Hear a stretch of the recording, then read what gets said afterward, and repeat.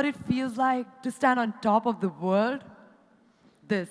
19th May 2013, at 6:41 a.m., we created history as we together stood on top of the world Everest, becoming the first female twins ever to do so. It took us about 14 days to trek up to the base camp, and nearly 2 months living in the company of mighty Khumbu Glacier, which is the fastest moving glacier in the world. From daily thunder snow avalanches to crossing hundreds of feet wide crevasses on shaking ladders. The Khumbu Glacier moves at such a speed that even large crevasses open with little warning. This is one prominent feature that makes the ascent of Everest hard. So let us take you back to where it all began. In our native Haryana state, a daughter is traditionally viewed as parayadhan. That is, she belongs to others. In such context, Dad was born after 3 daughters. Many temple visits and countless prayers by his parents. With resulting high expectations from Dad of reversal of fortunes and his own dreams of having a son, imagine his first offspring as twin girls. While Dad heroically overcame his initial shock and gave us his best, others around him kept reminding him and us that all was not right with just 2 girls. We were frequently asked, "Oh, you don't have a brother?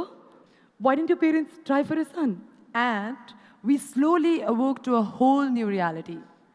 That as girls, despite our liberal upbringing, there were clear gender boundaries, limitations, and expectations. As young girls freshly out of school and exposed to mountaineering for an outdoor educational experience, we simply fell in love with the sport. On top of our brilliant performances in our mountaineering courses, the declaration of our intent to climb Everest with a mere 52-kilo weight and particularly lean and fragile frame unleashed an avalanche of whys and no-nos. We were free to choose any path, but not the ones that would end up in the mountains. What? Have you gone crazy? Climbing is just not a girl thing.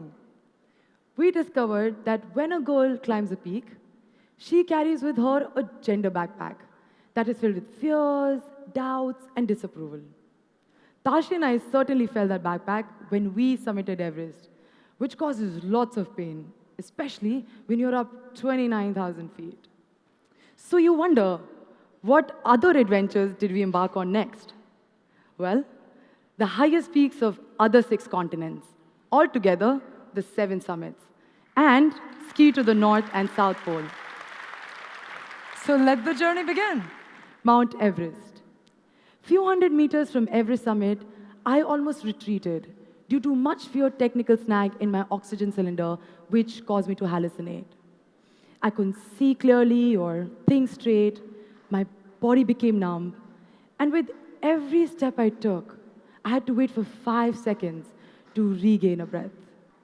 I felt like a fish out of water. When I looked at Nungshi, I saw pain in her eyes, and that got me worried. Honestly, being together is a great asset, but the fear of losing someone so close to you is worse. This trust and bond had got us this far, and I could not let her give up. So I motivated her because this is what we dreamt of scaling together. Thank you. Russia's highest mountain, Elbrus. The climb is very steep and can be extremely icy. If you take one wrong step, you could slide thousands of meters down the mountain until you hit the rocks. Not even sure whether you live to see those rocks. Mount Carsten's pyramid in Oceania towers above the West Papuan landscape.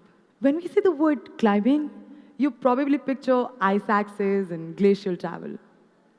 Here's a mountain that requires us to trek for a week through thick, uninhabited rainforest with 20-hour non-stop rain, negotiating deep mud pools and mossy tree trunks just to get to the base camp. And oh, don't be surprised if you see tribals with machetes and spears, with birds' heads put through their noses. The quietness and remoteness add to the sense of loneliness and fear. There are times when evacuation is not possible, and the chances of things going wrong are very high. Aconcagua, infamous for its sudden wind and weather conditions. We were almost stuck up in a tragedy when luckily the storm withered away soon enough, but left some nasty frostbites in our toes. Vincent Massive in Antarctica. Ooh. Despite thorough preparation regarding the unique phenomena that explorers encounter in Antarctica, such as 6 months daylight, that kind of disorients quite a few people. We also inadvertently fell victim to the same phenomena, where at 2 in the morning, we went to a kitchen tent for lunch, not realizing it was actually our bedtime. If it wasn't for the gadgets, we would not know what time of the day, which day of the month, or month of the year we were in. Such is the effect of extreme conditions. Denali, North America's highest.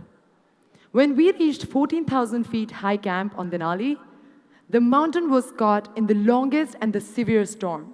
Imagine getting stuck up in a tent the size of your bed with absolutely no means to come out. 1 week was like hell. And our biggest concern was if we were to abort this mission, it would have had a huge impact on our future funding. The fact that our funding came from donations and dad savings, a second funding was most unlikely. Mountaineering is not cricket. Neither do you get a second funding, nor do you get a second chance if you go wrong. Kilimanjaro, the roof of Africa. Although it has a reputation as an easy big peak to climb, every year, roughly 10 people die on the mountain. In fact, when we started out, people told us it was a cakewalk. But honestly, it's not until you hit the mountain slopes do you realize how difficult this climb can get. Everybody takes this peak for granted and then lose out.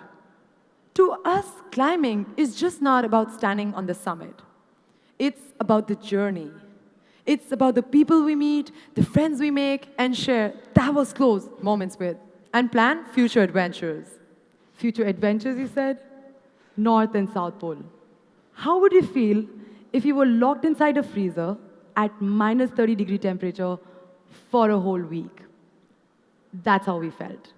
When winds in the North and South Pole blow with all its fury, it feels like someone's using pressure washing to strip us of our clothing. Yet, the biggest challenge we faced in the North Pole was to negotiate many open water patches, leads, where if you fall, you can imagine sinking under the freezing waters of Arctic Ocean. Up against nature in its extreme, we realize how insignificant we are in front of the gigantic mountains. However, we dare their might, because it's not about them. Are you sure? Yeah, it's about conquering ourselves. As we climbed one peak after another, the heavens didn't clap and the clouds didn't burst. But some extraordinary things happened within. We conquered our fears and our doubts. And we realized that unlike humans, mountains don't discriminate based on gender. For the Indian girl child,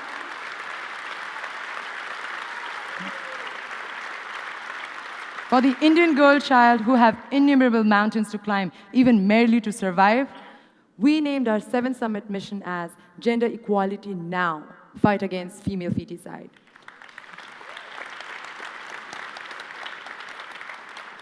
Because climbing physical mountains is often easier than climbing visible and invisible mountains, we knew as early as our Everest climb that we will embark on a bigger and bolder mission, that of enabling girls to realize their dreams through outdoors.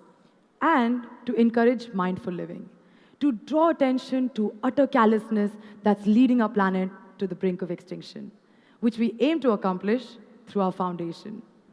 We eventually hope to see summits warming with girl power globally.